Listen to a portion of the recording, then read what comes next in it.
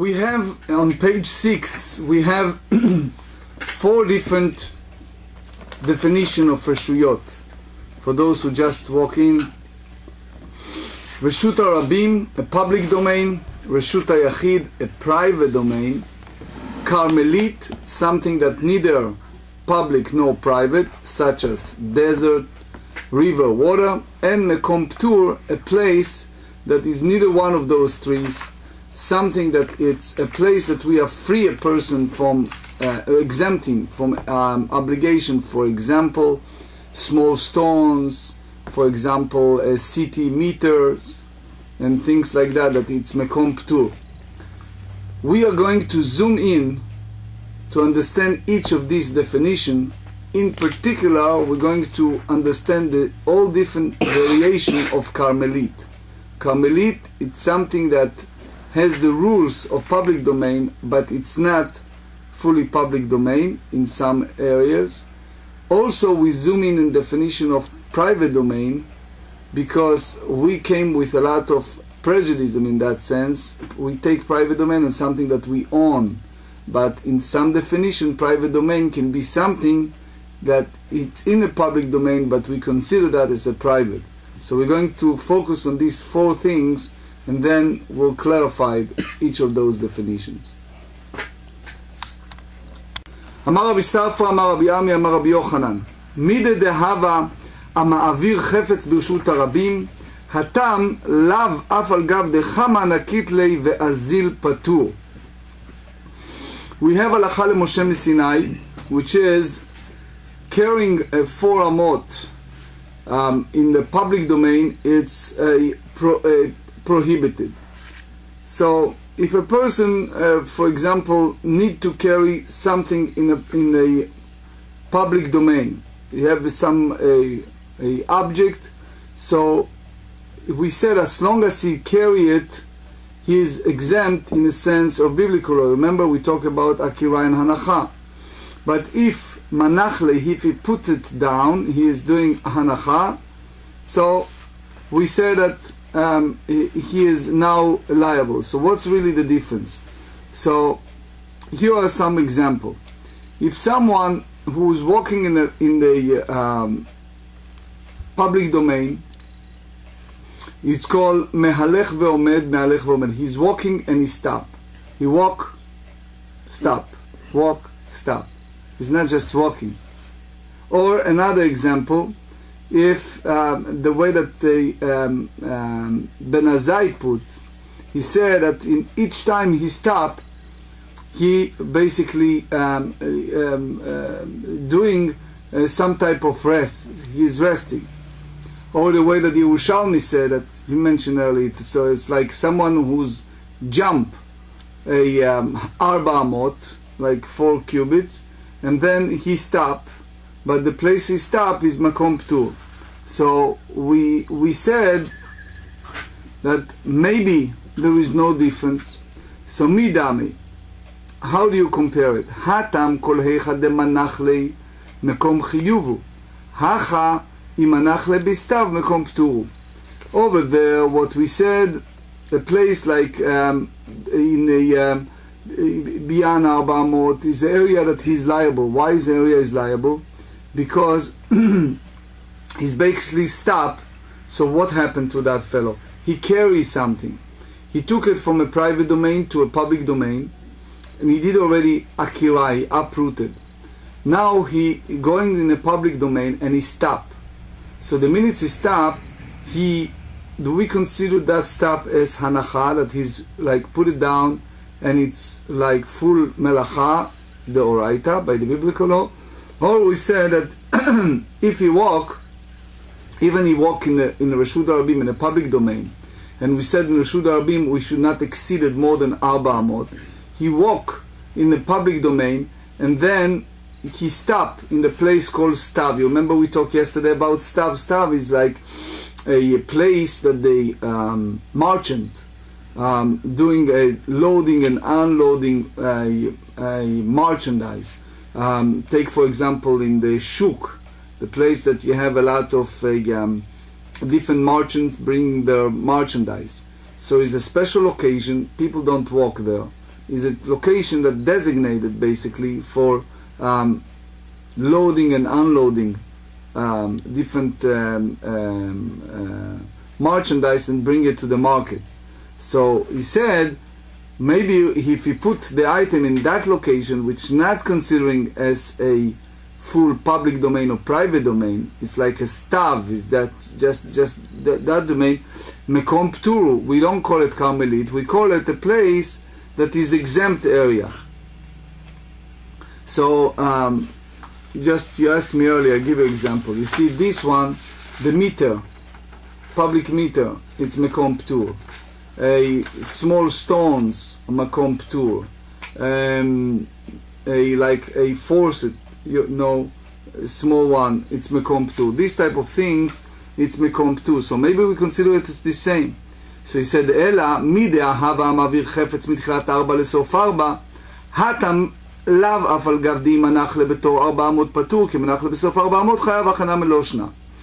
So maybe you said that that's similar, because when he transfer from the object in exactly a 4 amot, which is about 16 cubit in a public domain, אף על גב די מנח לי, even he put the item down within the 4 amot, he is already exempt from liability.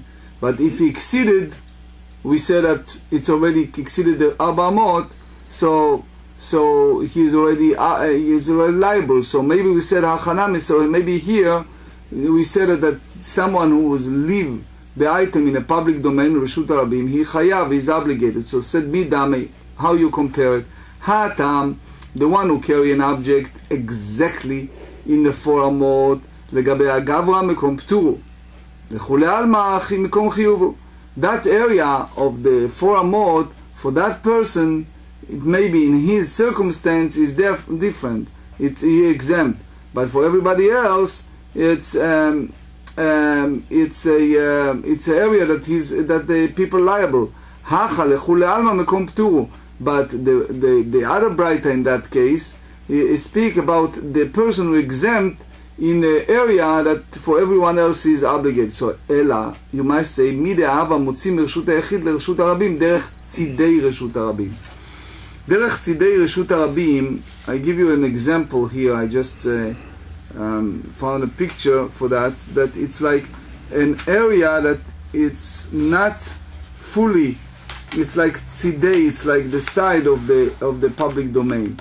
A side of public domain, for example, if you take this picture, you see this picture, so you see that this is mavoi mefulash, but if he goes around, it's the side of a public domain. So we said, so if you go to that side, hatam afal gav di imanach le'atzedei reshut harabim patu, even he put it in the side of the public domain, he's exempt.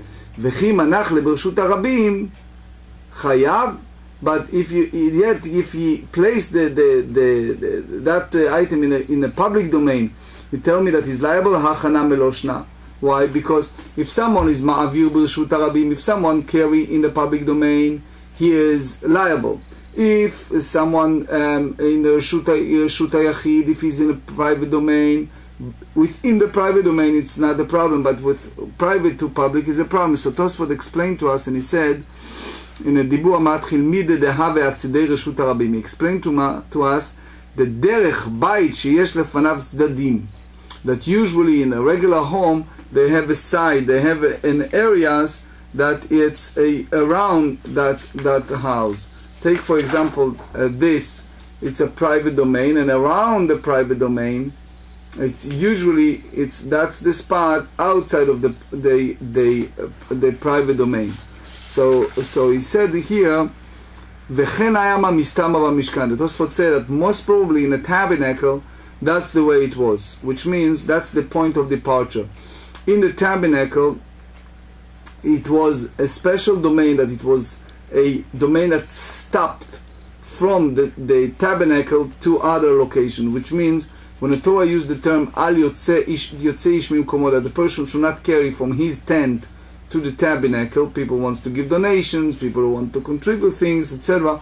They said a prohibition to move the item from one location to another. So it was a petach haoel, it was the enter of the tent of meeting, and then it was the same definition as tzidei reshut harabim, the side of the public domain. So here the Tosfot said that the whole origination, it's he said mistama b'mishkan, it's most probably the way that it was originally in the tabernacle, which means that someone who passed from makom ptur to stav, we hold that he is basically liable.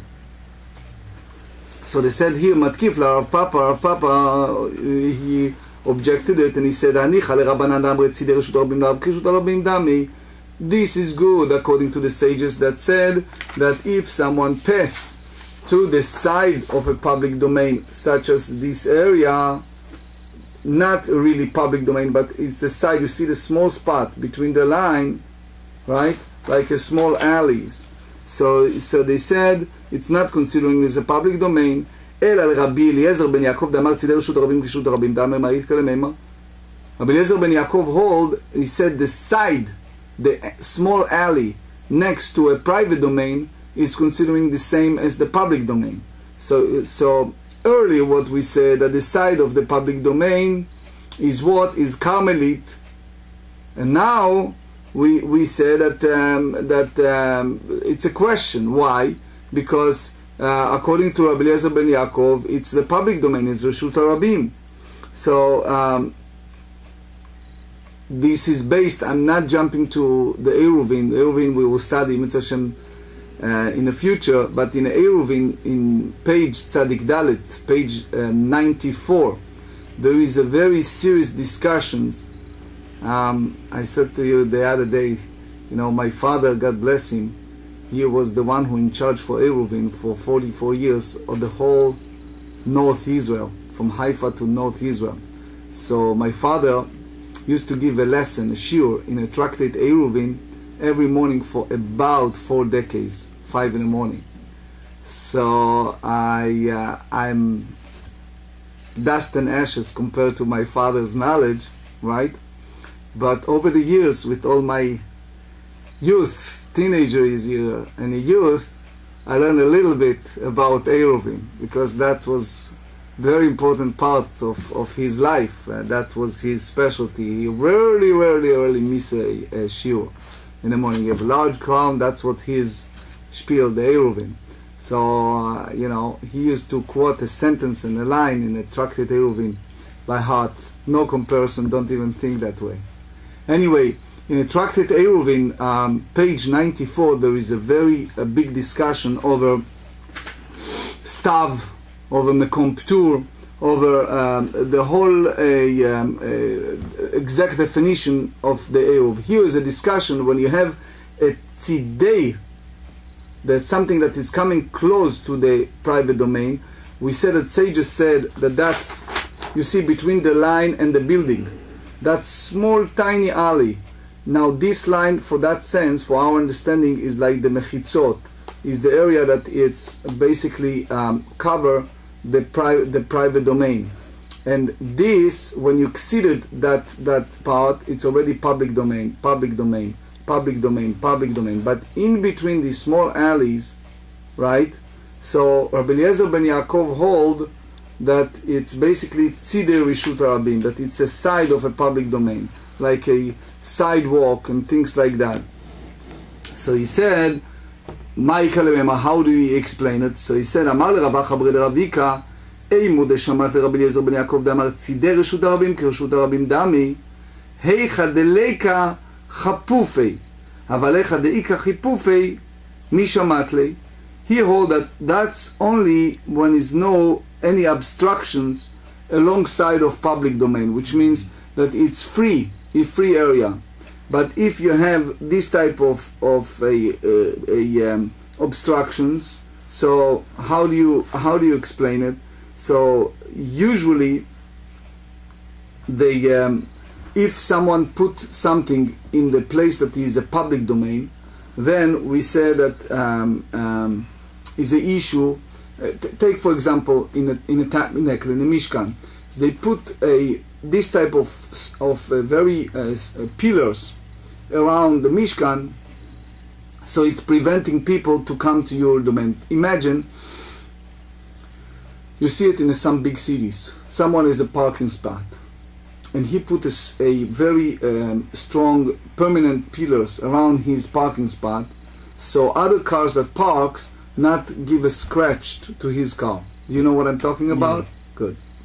So now imagine in the time of the tabernacle, people needs to go from place to place, and some people came with their wagons, and the wagon come and hits some other spots, so people don't want that, so they put the stones. Now in that domain, it tells people don't cross. Now between those small pillars or whatever it is to the private domain is like a spot in between. So he said, so hilkach lehadamya. So therefore the Braita is comparable to the case that the side of public domain. What is the tzidei reshut harabim? Just to clarify so everyone understand. Let's say a sidewalk. In Hebrew you call it midracha. Sidewalk, it's side of a public domain, right? For example, if someone needs to do הכנסה sefer Torah, to bring the Torah, or they have a funeral, right, or things like that. So it's very inconvenient to cross it. So you put those whatever it is, like pillars or whatever around, and now you hold that they have the same rules, the same din as Carmelite. Why?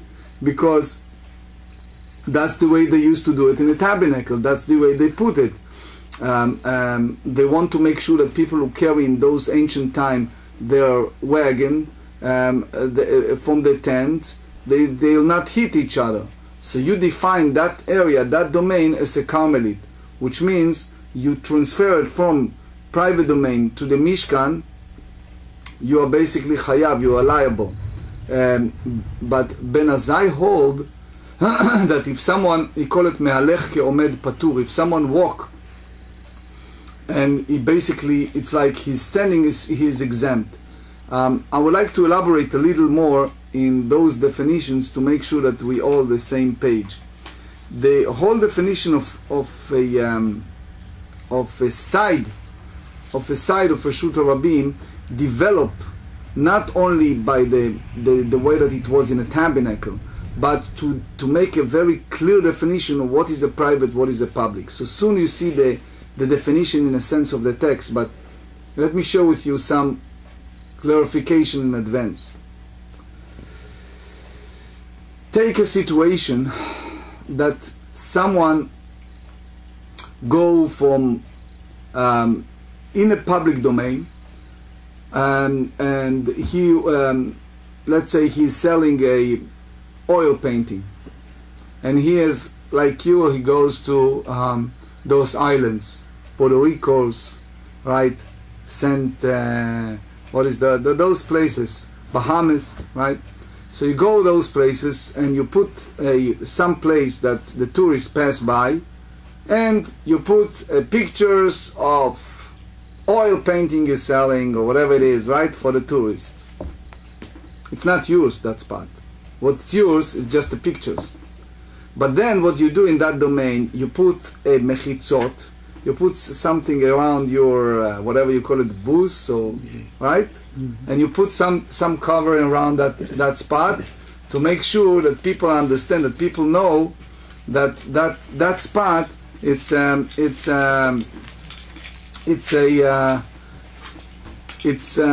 spot that you're selling it. Morning. You can sit there. Okay. So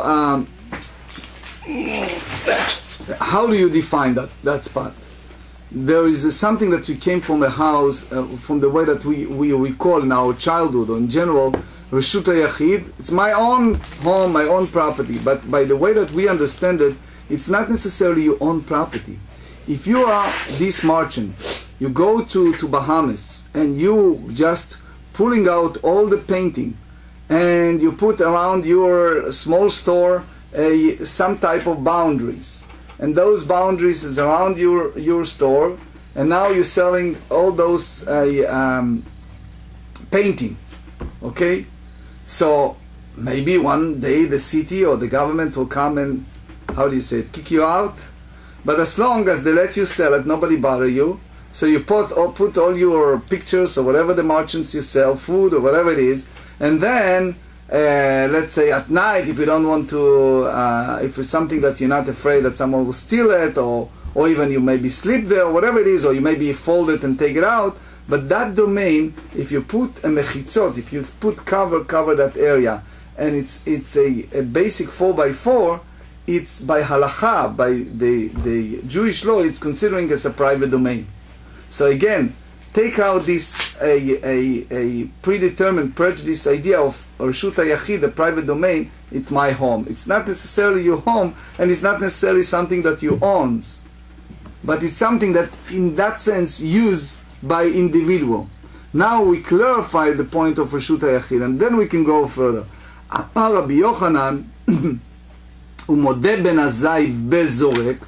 Rabbi Yochanan said that Ben Azai agreed when someone is throwing out, which means if you hold mehalech keomed, if someone walk is like the same as someone who's standing. So if someone throws some items, you remember we discussed that this situation is not considered as someone who's standing in one location. He's like throwing an item from one location to another. So here Ben Azai hold that if someone will throw an object from a private domain to a public domain, he is basically liable. תניא נמי המוציא מחנות לפלטיה דרך סתיו חייב. אחד המוציא ואחד המכניס, ואחד הזורק ואחד המושיט. We said in a Braita, if someone is a merchant, and we explained that there is a certain area in the market that people loaded and unloaded their merchandise, and we call that area stav. So if someone take an object out from a store to a public plaza, we said that stav, it's something that the merchant loaded and unloaded their items. So basically he is liable, regardless if it's the one who motzi, if it's the one who's taking it out from the store to that location, or someone who's taking, for example, you see the merchant, the farmer come there with their merchandise, right? Let's say the farmer come with the tomatoes, and he's in a loading and unloading area. So you have the store owner that carry from the store to that area, and you have the merchant sometimes that carry from that store, or the store owner from the staff from that location, public plaza, to his store. So he said, regardless if you do one of these, right, or both, they're both, in both situations, it's considering transferring from public domain to private domain and is liable. Ben Azai, Omer Ben Azai disagreed, and he said, המכניס והמוציא והמכניס פטור, המושיט והזורק חייב. He said, one who takes out and bring the object to that and carry is exempt. It's not violating Torah laws. But if someone hamoshit ve'azorek chayav, if someone handed over or throw an object, is liable. Why? Because it's called derech, the way that it is used for that purpose. That area has a certain use. Tanu Rabbanan. Now is the key point for our shiur, not just for today, but in the future. That it's a very crucial point that it will clarify all of our learning in this tractate. Tanu Rabbanan arba'ai reshuyot leShabbat. There are 4 domains in regards to Shabbat. Remember, this is very important. We have 4 domains now in the definition. Number 1, we call it Reshut HaYachid. What is Reshut HaYachid? For our purpose to understand Reshut HaYachid, we take this picture. This picture, imagine that this fellow, let's call him Reuven, he owns this home and he owns this home. So these homes, both of them, is Reshut HaYachid, is a private domain. Okay?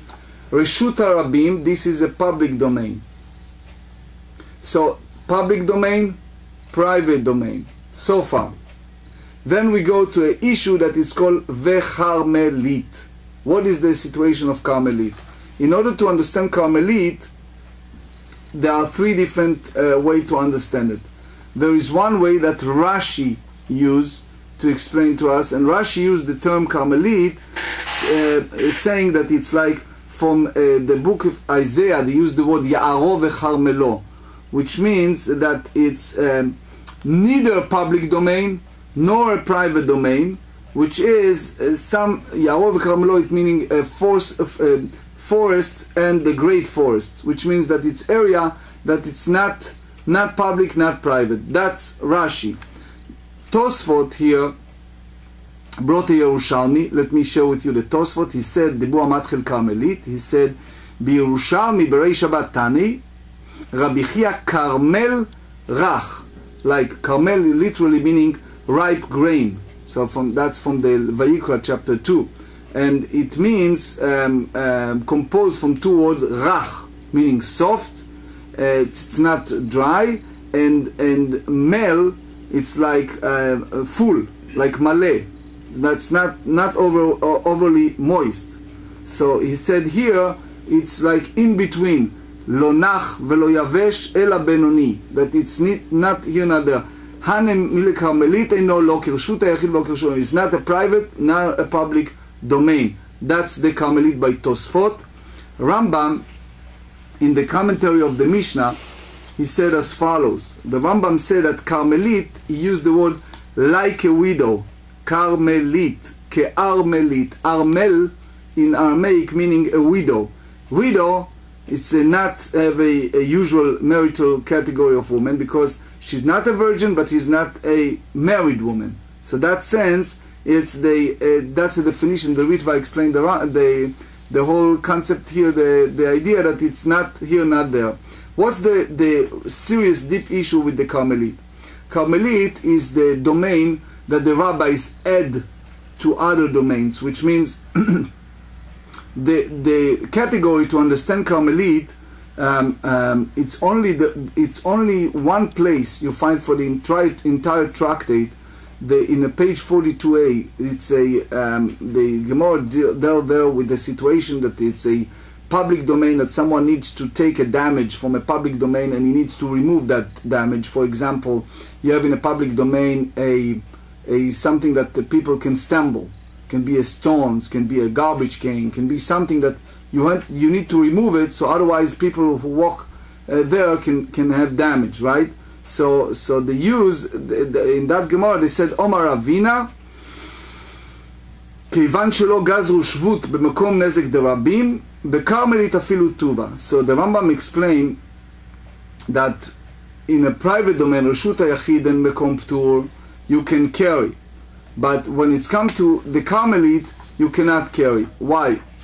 Because he said, what is a Carmelit? The Rambam said, let me show with you word by word by the Rambam. He said, tell שיש בו 4 על 4 טפחים, a place that they have 4 by 4 טפחים. טפח is this is ama and this is טפח. 4 by 4 hand cubit. וגובהו מ3 על 10, and the heights, it's between 3 to 10 טפחים, 10 hand cubits.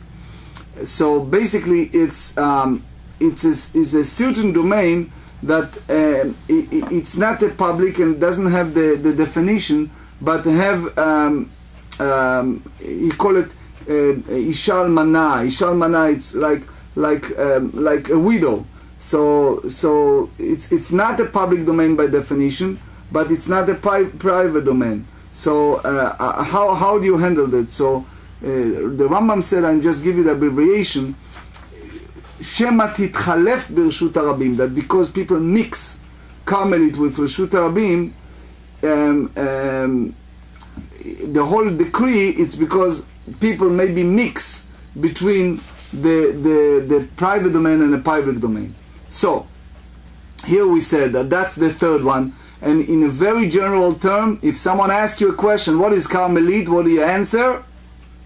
An example of Carmelit can be desert, can be river, can be ocean. These all example of Carmelit, which means people traveling to the desert, people traveling to a river and ocean, yet it's not in a definition of seeing 600,000 people goes like a highway, go from one location to another as a general term of a public domain. Then the fourth one, it's called Mekom Ptur. Mekom Ptur, it's like exempt area, an area that you don't have the prohibition of Hotzaa, of carry from one to another.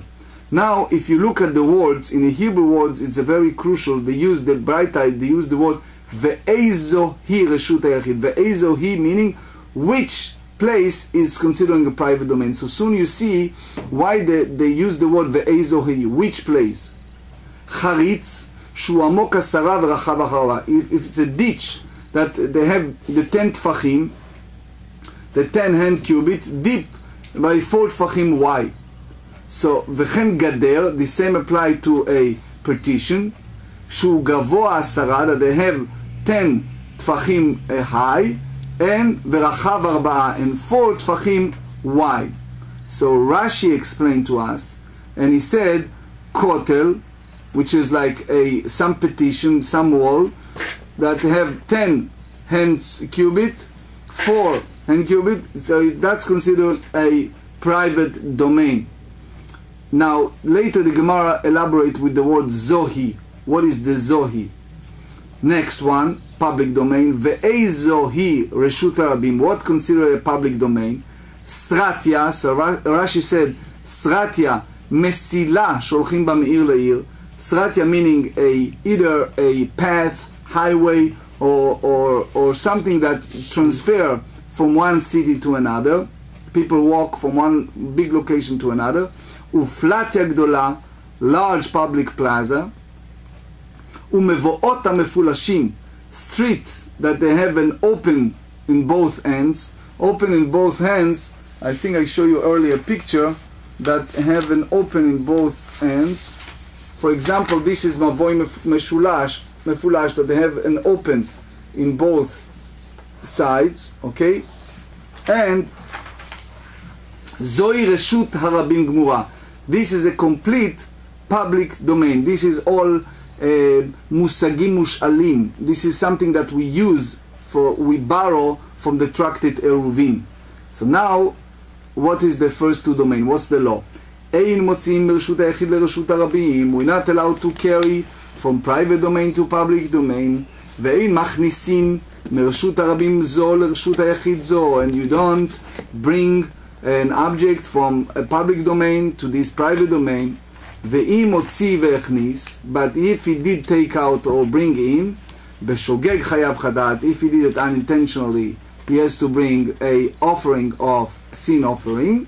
B'meizid anush karet. If he did it intentionally, then the Torah used the word that soul shall be cut off, which is a heavenly punishment. And veniskal. Or if you have two witnesses and they warn him, then veniskal, he gets sekila. Now, as far as the Carmelite, so they said aval yam, but a sea, ubik'a, a place that have a lot of grass area, field full of trees and things like that, but it's a public. Or the istavanit. Istavanit is the same as the stav. We mentioned earlier, place that people, public plaza, people loaded and unloaded items. והכרמלית אינה לא כרשות הרבים ולא כרשות היחיד, which means that it's not in the definition neither public nor private domain.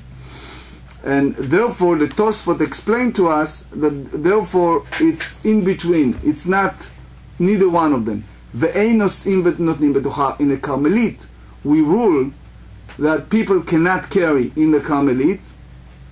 ואם נשא ונתן בתוכה patur, but if one did pick up something in one place down 4 amot away, is exempt because it's not a public domain. ואין מוציאים מתוכה לרשות הרבים. You're not allowed to carry from the Carmelite to a public domain, ולא מרשות הרבים לתוכה, and not from public domain to Carmelite. ואין מכניסים מרשות היחיד לתוכה. You're not allowed to carry from private domain to a, for example, desert or river, ולא מתוכה לרשות היחיד, and not from the Carmelit to a private domain, ואם יכניס והוציא פטור, but if one take out and bring in is exempt. Again, we talk about Torah laws. Neither a public nor a private domain, that's Torah laws. חצרות של רבים, but if it's a communal courtyards, ומבואות שאינם מפולשים, a street that not open in both ends, like dead end street, עירובו מותרים, if they join together עירוב, which means that they make together עירוב חצרות, so they're permitted to carry between the houses and the common area. לא עירבו אסורים, but if they did not, the residents not join in עירוב חצרות, they are prohibited to carry between the houses and the common area.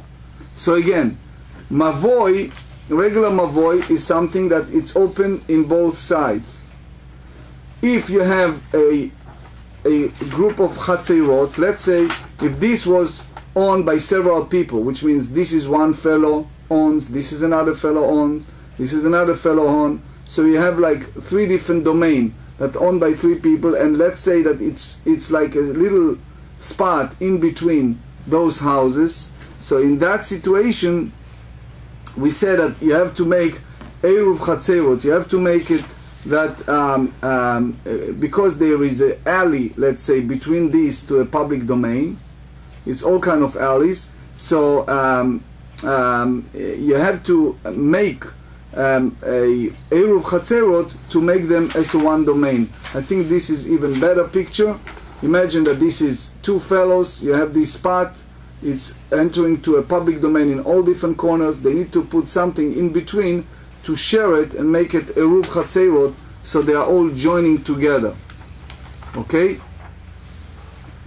So they said, here, if they all make the Eruv together, so you have no issue to carry. The same apply to Mavoi. We explain later when we reach the Tractate Eruvin, but basically you make it hacker, you make it you make it clear that that it's all together. So therefore, if you make the Eruv together, so you're allowed to carry, but if not, you cannot carry. Adam omed al iskupa. Now we illustrate in that to understand. Somebody stand in the iskupa. Rashi said that iskupa is basically mekom ptur. It's a place that in the definition it's free. But I want to elaborate on iskupa just to make sure that people understand it. Iskupa, those days, houses was only one family house, and they have an issue because they don't have all the pipe system we have in the modern days. So if it was a heavy rain outside, and people wants to avoid rain that come from outside, as well as when you clean your house, you take out the water and put it in a public domain. So how you do it? You put a iskupa, you put some type of a separation between your door and the public domain, which means that the water from the Reshut Harabim, from the public domain, will not enter to your house. The usual matter of iskupa is like 15 centimeter. There is a concept later we study of 30 centimeter, which is iskupa gvoha. One, it's high, because it's a separate domain. Now what happened is that spot can be large spot, but that spot between your home, your private domain, and the Reshut Harabim, the public domain, when a person standing in iskupa, it's by category now we said that it's mekom ptur, because it's basically yours, but it's not yours. You build something in a public domain for you private needs, in order to avoid or bring water either way, and it's basically a spot that it's neither one of these. So the same as we said earlier is that the public meter is mekom ptur, or a forest in public, it's mekom ptur, right? So the same apply here. Adam omed al iskupa, a person may stand where the threshold of a house. Yes. What if you, excuse me, what if you are merely getting rid of the water, such as the way people flush out their houses just before Shabbat in Eretz Yisrael? They flood the floors, and then it pours right out through the porch or something into what I presume to be the public domain. Okay. Is there a shaila? That's exactly what we discuss here. Okay. That basically, if a person, here we discuss a situation that someone is standing there on an iskupa, on a threshold, and there is a carrying issue here, because the whole purpose of building this iskupa, this threshold, is to deal with the water issues. So he said, "Notel mi ba'al habayit," take an object from the householder, which is he's in a private domain, venoten lo, and he give it to him, or notel me'ani, take out from a poor man who is in a public domain. Remember we discussed poor man and owner. Venoten lo, and he give it to him one. ובלבד שלא ייטול מבעל הבית ונותן לעני. As long as he does not take an object from the householder and give it to a poor man who is on the street. מעני ונותן לבעל הבית, and take an object from a poor man who is in the street and give it to the homeowner, right, who is in the private domain. So he is not using his position in the middle to transfer an object from one domain to another, because he is in that iskupa. Ve'im natal venatan, but if he took an object and gave it to the other, shloshtam pturim, all is exempt from what? From the sin offering. Acherim orim, there is another opinion. Others, when we say others, in usual manner, others, it's they generally refer to a mayor. Anytime in the Mishnah you see a name, the first name appear in the Mishnah is Rabbi Meir, if they don't mention his name. It's Gemara and Arayot. So they said, Iskupa meshameshet shte reshuyot. He holds that this threshold, its function as a two domain, which means depending on the circumstances. Bizman she'apetach patuach, when the entrance is open, kelifnim. It's like the inside area, like a private domain.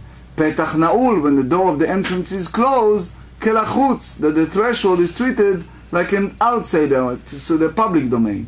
Ve'im hayta iskupa gvoa 10 uchvar par, but if the threshold was a 10 tfachim, 10 hands cubit high and 4 tfachim wide, harei zo reshut le'atzma, it's considering as a separate private domain, right? So Rashi explains that it's basically it's a rabbinic prohibition to transfer from the house to the threshold and vice versa.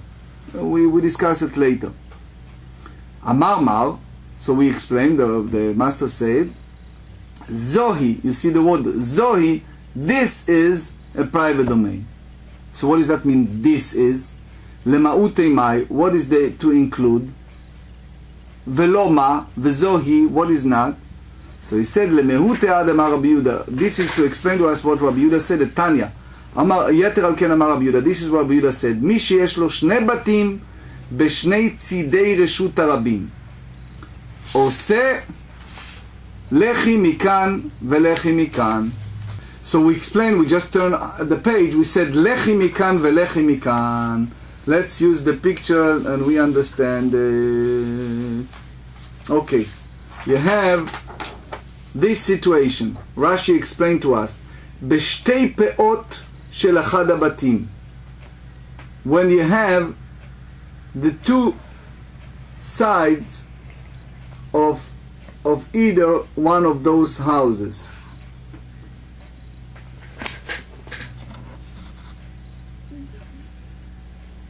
Okay, so you have either one of those houses. And Rashi said, להקר בהלמה. דקסבר רבי יהודה, שתי מחיצות הבו רשות היחיד מדאורייתא, והאיכא שתי מחיצות מעליה, מחיצות של שתי בתים. Okay, if you look at this picture, you see that there is a mavoi, there is in between. This is the house, and let's say that for our understanding, it's one person. he owns both, and he needs to put something in between. So one way he can put in between, it's called tzurat hapetach, to make it looks like an entrance. So what did he do? He take a lechi, he take a one of this, and he make it connected to each other. Okay? So again, by definition, Reshut HaYachid, the private domain, if something it's have the either four mechitzot, four parts, and he basically wants to make all of that as one domain. So if you walk here, you see in this mavoy, in this spot, it's not considering Reshut Harabim, it's not considering a public domain. So he said, V'noseh v'noten ba'emtza, so now we can go in between.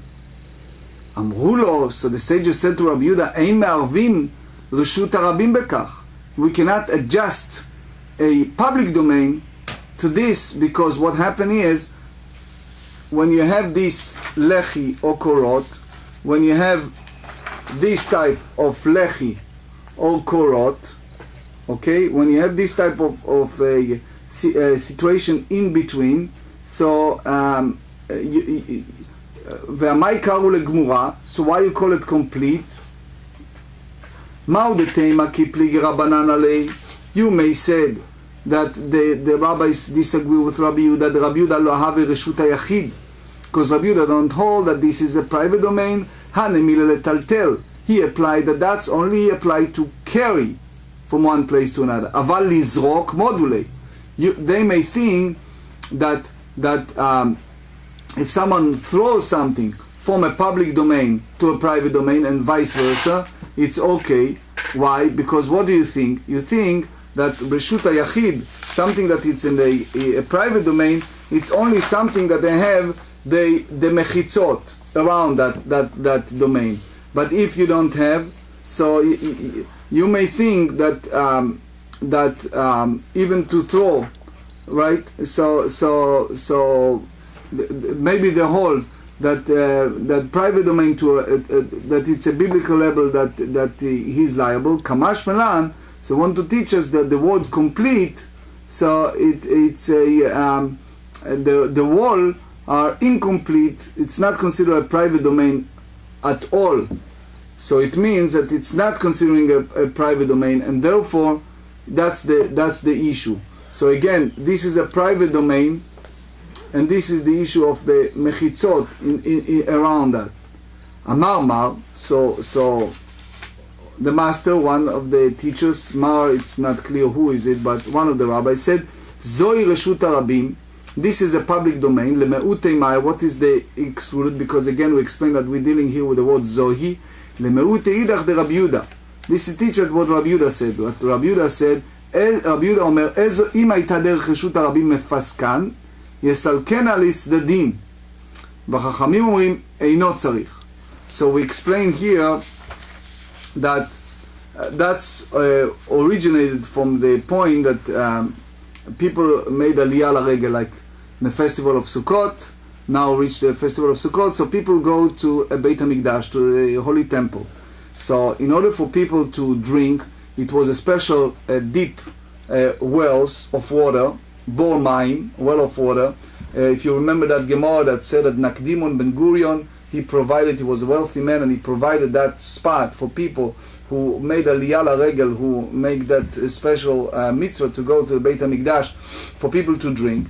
Now a person finds his spot close to that well.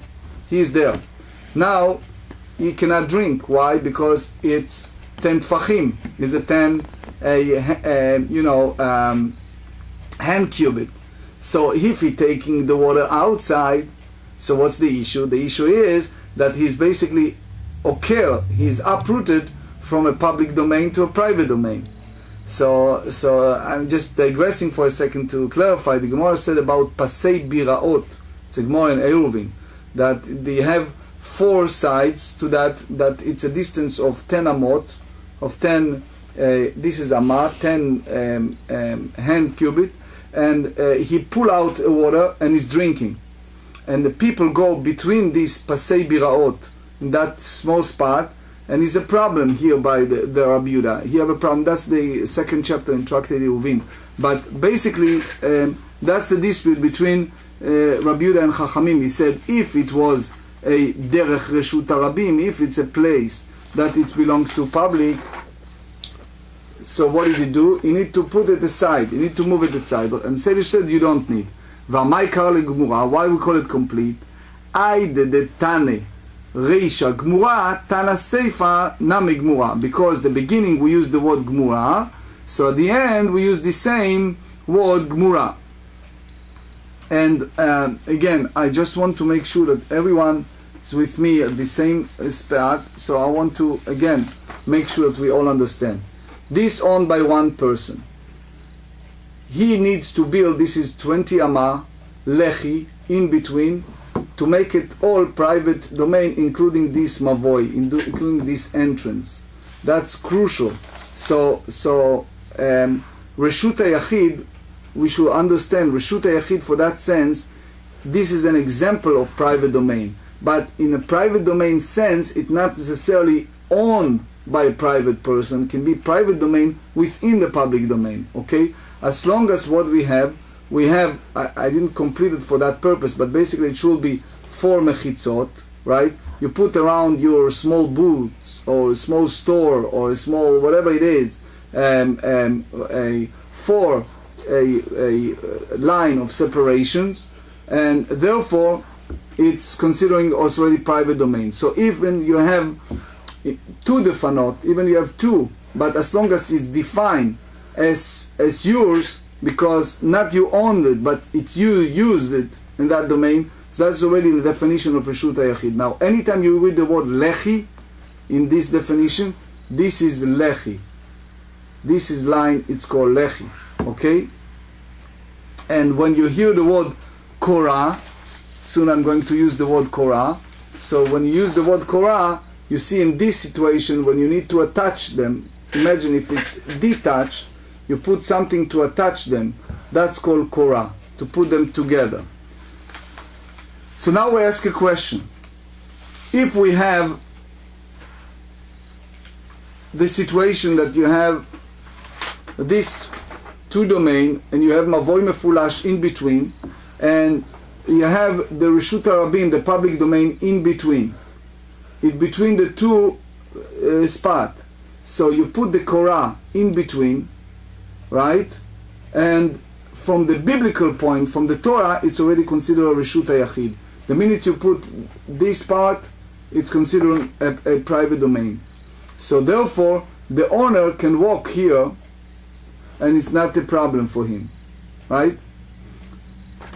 So again, remember that Reshut HaYachid, it's not necessarily owned by individual. It means that it's a private domain used by individual. So the Gemara asks, why it's not considering Reshut HaRabim? V'lach shuv name midbar. Let the Braita also count the desert among the public domain.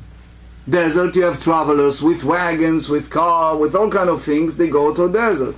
So now it'll teach us an important thing. The hat Tanya ve'ezui Reshut HaRabim. How are you considering a public domain? So the Braita tell us Estratya, like a highway is an example. Uflatya gdola, a large public plaza. Umevoot HaMefulashim. Mevoot HaMefulashim, it's the open-ended city public area. City public area, open-ended. Vehamidbar, and a desert. Amar Abaye, so now you see a difference. Amar Abaye, lo kashya kan bizman sheIsrael shruim bamidbar. When the children of Israel were wandering in a desert, that's considering a Reshut HaRabim, a public area. Kan bazman hazeh. In our times, you don't use a desert for public domain. When children of Israel were wandering in the desert, the entire nation was in a desert. But in our time, we consider that midbar, that desert, as a Carmelite. Right? And the Tosfot elaborate, and he said, mashma ktsat, that we understand the eina Reshut HaRabim, that it's not a public domain, ela im ken metzuim shem 60 ribo bamidbar. Only if they have 600,000 people, like the Jewish people in the desert. So we don't have a time, but the Bur Halacha said in Shin Mem Hey in 345, a chapter in the Shulchan Aruch, that is a big machloket over that. What's the big machloket? because if you have a situation that you want to define something as a public domain, and you said that you go by the way that the children of Israel were in the desert, so then you mean to say that you need to have 600,000 people. So how you treat an area that you have many people walks or goes, but it's not 600,000. So then it's a machloket, a poskim, in a relevant sense. That's almost a halacha lemaise, the practical halacha. If you don't have this 600,000, since you tell me that that's midbar, that's Carmelit, because in our days we treat it as a Carmelit because it's not Rishus Harabim. So how you treat a spa that it's not 600,000, yet many people walk there, that's practical halacha. Mitzvah will discuss it in Eruvim. Let's complete the shiur. Amar Mar. So the master said, Ivim ochnis ve'otzi b'shogeg chayav chatat b'mezid danush kadosh v'niskal. As we said, if a person did that, something like that in a Carmelit, so if he did it unintentionally, he need to bring a sin offering. If he did it intentionally, the Torah said his soul can cut off, meaning by heaven. But if he's Eidi ben Atra, so you have a skila. B'shogeg chayav chatat pshita. So they said, we understand that if he did it unintentionally, you need to bring a sin offering. That's the writer. The writer said, Kol davar shezdono karet. Anything that you did it intentionally, you have that social cut-off. We'll derive from that if it wasn't intentional, then you need to bring a sin offering. So they said, if he did it intentionally, and he has this punishment, we need to say it. Why? Haname pshita. You remember the story of Mekoshesh Etzim Shabbat? Moshe Rabbeinu didn't know, that's the Torah said, didn't know what's the halacha, so he brought it, and they told him skila. So hakamash melan, that's what we learn. What we learn, the Tana teaches, ki derav damarav matzati Megillat Starim be'Rabchia. What is Megillat Starim? As you know, that the Torah shebichtav, we basically, when we have a pasuk, we try not to quote a full pasuk by heart. We try, if it's a full pasuk, we should use a text. Dvorim shebichtav yata rashai lomar be'al peh. You shouldn't say by heart a pesukim. And at that time they said that certain thing you're not supposed to write. Yes. I think the only time I can think of when Moshe Rabbeinu actually forgot a halacha is in the matter of Piנחas. That whole episode with the daughters of Moab. But the Torah said, you're right, but the Torah said about Mekoshesh Etzim that either you go by this, some commentator that said that for sure Moshe Rabbeinu knew, but he wants to clarify publicly what basically the punishment, the whole idea of skila. But the Torah said that he brought that case, quote unquote, before Hashem, and then he was instructed the punishment of skila. Something else that should be clarified for those who might hear about all these punishments just thrown about wildly. He gets this, he gets that, he gets stripes, he gets skila. There are so many counters, even at the time when this was totally in force, the time of the Holy Temple, there were so many counters to somebody being punished that harshly, if you will. Of course, it was a closer entrance to heaven, but still, we avoided, in most cases, just as we avoided hanging a person, actually. The Gemara said that someone, the best thing that kill one in 70 years is called katlanis. Hanging court. Anyway, back to our Megillah story. What we said it was for many generations was prohibited to write the content of the oral Torah due to all the exegesis of the time. It was decided to redact the Mishnah and write it down. Nevertheless, even it was prohibited, the sages were summarize important matter in brief note to help them remember. This scroll was not published and were therefore referred to a hidden scroll. So according to the Geonim, these scrolls were known as a hidden because they belongs anthologists of halachot that were not universally known, even though they were not concealed intentionally. So I just want to clarify what does that mean. It means that you have a written Torah that basically full pasuk you don't use for the quote if it's not necessary. But it was a lot of things that they wrote, and they kept it like a secret. They kept it for themselves. They have like a notebook that they kept that notebook for themselves. So he said here, מצאתי מגילת סתרים ברי רב חייא, I found a hidden scroll in the yeshiva of Rabbi חייא, וכתוב בה, and it's written, איסי בן יהודה אומר, ערבות מלאכות 40 חסר אחת, ואינו חייב אלא אחת. He said that we have the 39 type of work. There is a type of work that is considering a biblical type of work, and it's a primary work, and there is a toladot that is derivative work. So he said, ואינו חייב אלא אחת, and one is liable only for transgressing them all. So I ask you a question. What did Isi ben Yehuda said here? You have a written scroll that it's written there that you have 39 type of work and a person liable only for one. How come? How that possible? So the answer is, when a person need to bring only one sin offering, if he did it unintentionally, which means he didn't realize that it's Shabbat, so he did it, he did like, let's exaggerate and say that he did the whole 39 type of work, but he have no clue that it's Shabbat. So we ask him to bring only one korban, one offering of sin offering, because it was unintentional. He wasn't to realize what. But that was written in the hidden scroll of Isi ben Yehuda. So the Gemara asks, Ini, is this really? We say that they are, especially in Perek Klal Gadol, Perek Shvi, we say that there are 39 type of primary work, meaning 40 minus 1, which is 39. And we learn, we'll discuss in the Mishnah, why we need to put the list of 39. If you tell me that someone violated the whole 39, then you need to bring only one offering. So why we have the list of the 39, the number of labors? Rabbi Yochanan teaches that if someone perform all the 39 of them in one lapse of awareness, meaning without realizing in between that he had transgressed the prohibition, chayav al kol echad, is liable to separate korban chata, the sin offering, for each and every one. So basically, if he violated av and tolada, primary work and derivative work, so if he doesn't know if he doesn't know, he need to bring one offering. But the maximum you can ask him to bring offering is, how much is maximum? If you tell me if he doesn't know, he needs to bring one. But if he knew and he did this violation, how many maximum you impose on him?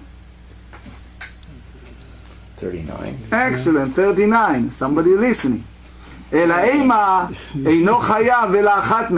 we said that Isi ben Yehuda stated that the primary labor forbidden on the Shabbat are 40 minus 1, but one is not liable for one of them, which means of the 39 there is one labor for which there is no penalty of sekila, and Isi did not specify which of the 39 labor is not subject of this type of punishment.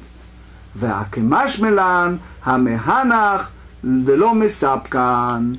this type of labor, we know there is 39 avot melachot, 39 type of primary work. And he said that one of them, or some of them, we don't know exactly what type of punishment or what type of consequences you have.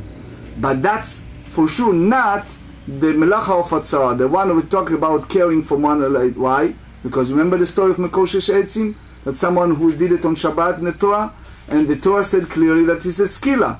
So that's not the one we're speaking here, because the one that involved with hוצאה, and that some rabbis hold that that's the reason why we opened the Masechet with hוצאה, because that one is not part of that. It was clarified in advance in the Torah. Amar Mar. And therefore we derive from that. That's very important what we're concluding here, the shiur. Aval yam ubik'a, but a sea or an open field, va'istvanit va'karmelit. Remember, Istvanit is the place that we said that people loaded and unloaded, like bench area. and a Carmelite, אינן לא כרשות היחיד ולא כרשות הרבים. We don't treat them as a private domain, nor a public domain. ובקעה, in the open field, אינה לא כרשות היחיד ולא כרשות הרבים. We don't treat it neither private nor public domain. Ve'atnan, so now we ask from the Seder Tarot, they said in the Tractate Talmud, chapter 6, the law of Tuma and Tahora habik'a, open field, בימות החמה ראו רשות היחיד לשבת, ורשות הרבים לטומאה, בימות הגשם רשות היחיד לכאן ולכאן. Okay, you have an open field. You treat that open field in two different ways. If it's a winter time, the guy planted a seed there. So you have all this gidulim, all these things that it was planted in a field. People don't go by that spot. In the kites, it's called bur. It was empty. So therefore, some people are making a shortcut. They trespass to that open field because there's nothing there. It's empty field. So how we juxtapose the two subjects? We said about sota. The Torah said vehi nistera. If she is the unfaithful woman, she have some secret relation with that man. So it means that no one's there. So if it's a public domain, sfeiko tahor. If it's a private domain, sfeiko tameh, which means if it's a bika, if it's an open field, and there are people walking by, like for example in a summertime in the open field, so it's not place of stira. It's not a place that you're considering as a private domain that they can have those type of secret relations. But if it's a winter time and the people not walking there, and it's in that sense it's considering Reshut HaYachid, the private domain. So he said here as far as the Shabbat, the Hilchot of Shabbat, we compared and we said Ben B'imot HaChama, Ben B'imot HaGshem, regardless to the season, we consider that as a private domain. Amar Ula, Le'olam Carmelit Havia, we treat it as a Carmelit. In this circumstance, we treat Carmelit, and in V'amai Kar L'Reshut HaYachid. So why we call it as a private domain? If you treat it as a Carmelit in all the halachot, why you call it a private domain? Lefi she'eina k'reshut harabim. Because in the Tractate Talmud, we do not define this as a Reshut Harabim, as a public domain. So therefore, when we talk about situation like that, have the din the Carmelit. Rav Ashi Amar, let's finish the shiur. Rav Ashi Amar, with just the top of page 7, just to complete the shiur, so it will be the end of this subject. Rav Ashi Amar, top of page 7. Kegon de'it le mechitzot. It's called a private domain because they have a field area that have a partition surrounded. Ve'hacha de Amar Ula.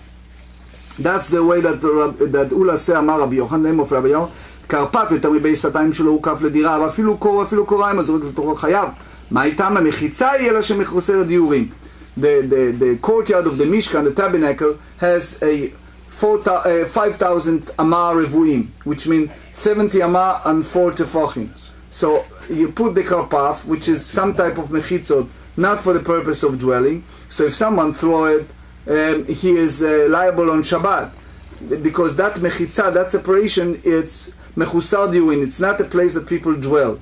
So in the Tarot we said that this spot, they have no mechitzot. But here he said that if someone throw an object into the public domain, is liable. Ma'itama mechitzai, that's considering a partition. Elashim, it's a lack of resident. Mechusar diurin.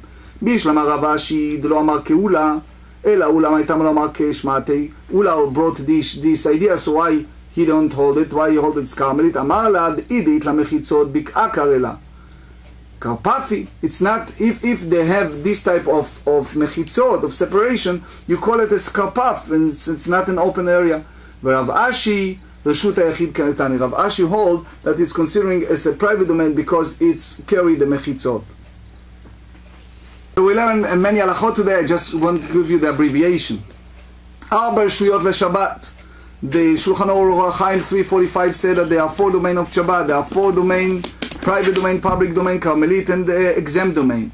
The definition of Reshut HaYachid, they said that it's a private domain, that somebody that have less 4 by 4 hand cubits in the area that's separate for surrounding any kind of petition of 10 handbreadth high. Reshut Harabim is a public domain, can be street, can be at least 16 cubit wide, is not roof and without a wall. That's the Ramah said.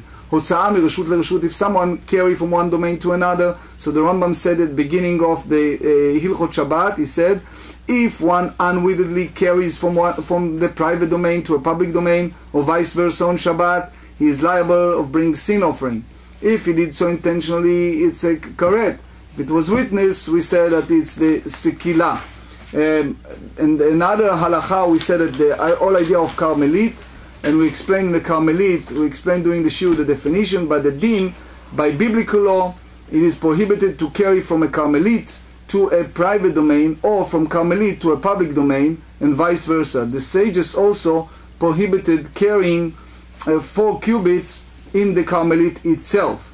And we said that if it's chatzerot shel rabim muvot she'enam mefulashim, if it's a courtyard that's shared by many and they have alleyways that is not open, so the eruv was placed in a courtyard shared by homeowner and alleyway that is closed and ends, so they said it permitted to carry in them, but we explained it in a shiur, as long as you make a lechi of 20 amma in between this private domain, or you make a korah in between this, so you make this mavoy, this spot in between as one domain, and therefore the balabait, the owner of that private domain, can carry from one place to another.